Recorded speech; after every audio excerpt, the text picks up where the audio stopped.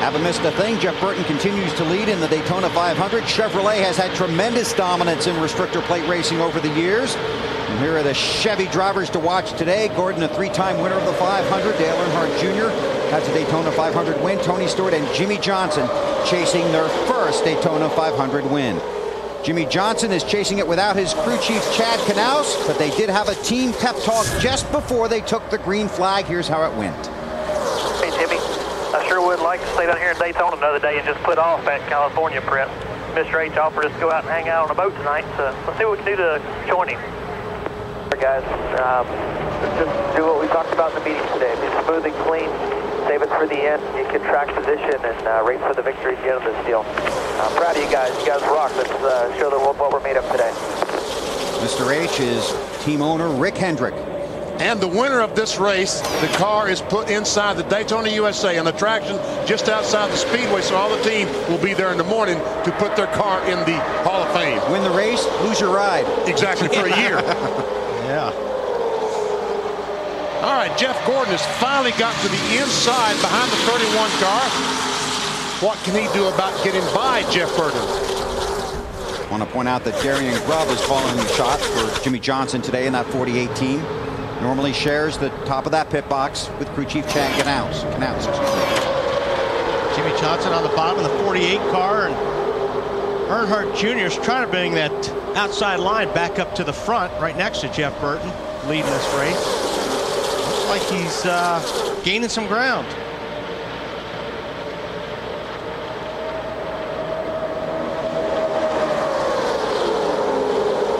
Red car on the inside was Carl Edwards as he tries to drive back to the front.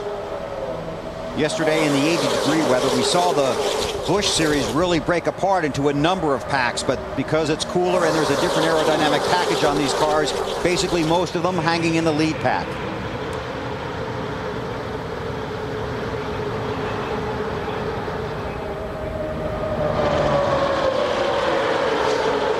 Guys behaving themselves, no overly aggressive driving, as Mike Helton talked about in the drivers meeting. Yeah, you won't see it this part of the race. I mean, if you're going to see the real aggressive stuff, it's going to be towards the end of the race. Everybody's just trying to get a good feel for their car.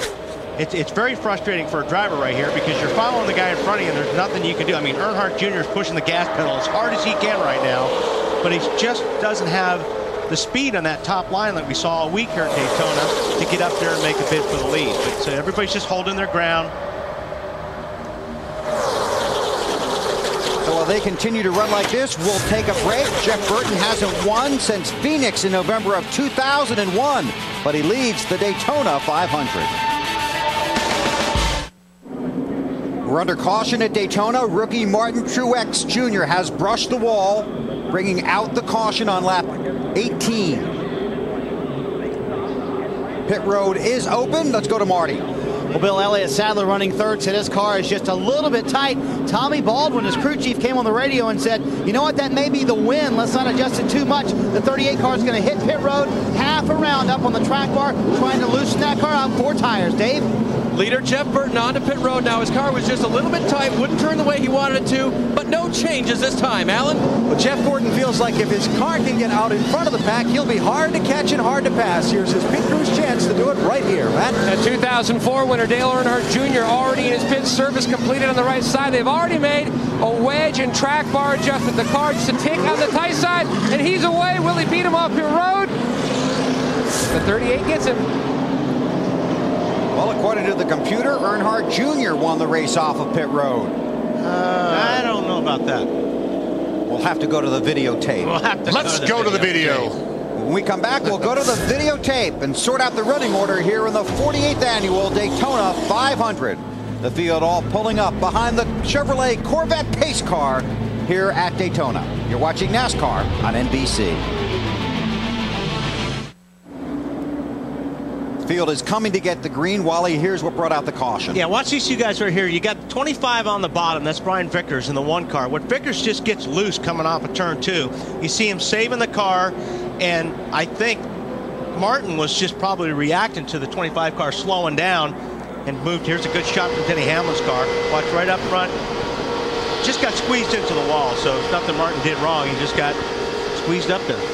The 88 of Dale Jarrett, too fast on pit road, starts at the tail end of the longest line. The 27 of Kirk Shelmerdine, over the wall too fast, tail end of the longest line. As we get ready to go green, Coca-Cola reminds you to drink it down, start it up.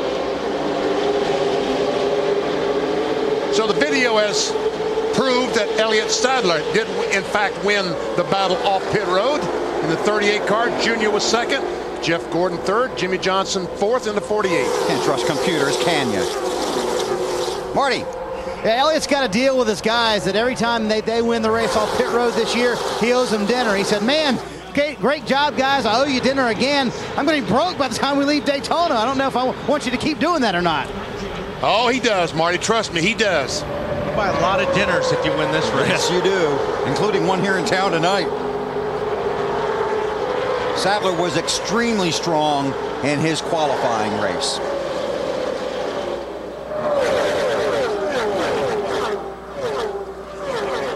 Well, we'll see if Junior's going to be patient. I don't think he's going to be patient. I think Junior wants to get out front, lead this thing, but he's looking in the mirror right now. He's wondering if 24, Jeff Gordon's going to go with him if he pulls out. Or if the 24 is going to try to hook up with his teammate, the 48, Jimmy Johnson, and go by both of them.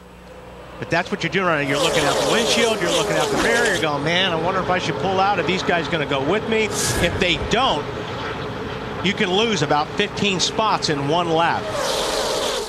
Hey, B, what are they saying about the... here we go. Junior's had enough. He's going high. He's going backwards, it looks like, Alan. Yeah, I don't know if that was Junior's choice there, Wally, but Jeff Gordon's team, momentary concern when he left his pit box, thought he might have made contact. Well, Junior's way up the track. Thought he might have made contact with another car. As you know, Wally and Benny, the front fenders on these cars are so crucial. Someone today will lose this race because they bounce off another car on pit road and change the shape of those fenders and change the aerodynamics on the car. Gordon got away cleanly that time, but a moment of concern for his team. Yeah, they spent hundreds of hours working on these bodies, making sure that they just slice through the air the best that they can. And if you just dent one of these things, it's going to change the airflow. So it's very important to keep your fender, especially around the front tires, in one piece. You don't want to damage them. Elliott Sadler in the 38 leads. Jeff Gordon in the 24 wants the lead. Oh, he does. That was a very aggressive move by that 24 car going in turn 3, trying to get up on the back of that 38 and get him a little bit loose, move him up off the bottom, and then he would go under him.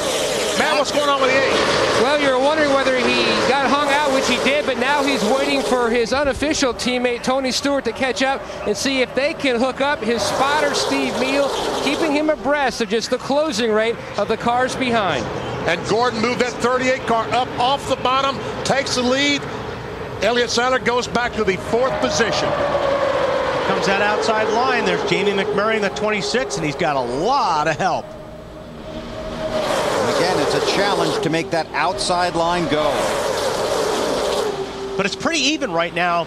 You know, it's not like there's a lot more cars on the bottom. So it'd be interesting to see. Now the field is kind of split right here in this half to see if that high line will go now that it's fairly even with the cars in the high line and low line. Matt Kenseth jumped in front of his teammate in the 26, Matt in the 17. Marty. Hey guys, remember we were talking earlier that the bottom line was actually seemingly to be the faster line all week long. Jamie McMurray told me before the race he's fairly committed to that top line. He said at the end of the Busch Series race yesterday, he felt like that was the line to be in. That was the line that was going to move and produce the winner. So he said, I'm going to stay up high as long as I can today. Well, see, now the high line's got more cars in it than the bottom line. It's just like we talked about in our Home Depot virtual garage. The more cars lined up, the faster. Now we're seeing that outside line pretty fast. And I tell you what, Matt Kenseth, the 17 car, very, very impressive move up in turn 3.